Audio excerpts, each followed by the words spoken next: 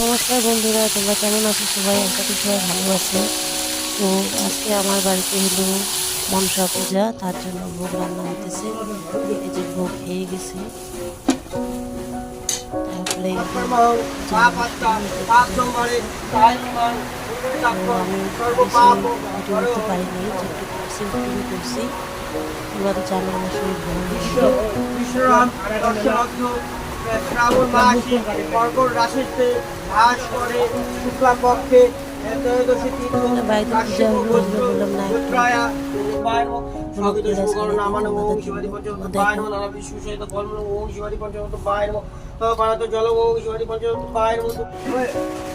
Video ভালো লাগে, like share comment করবেন।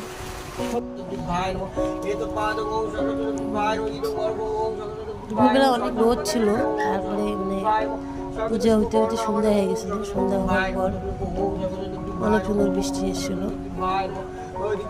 সুন্দর বৃষ্টি হয়েছে।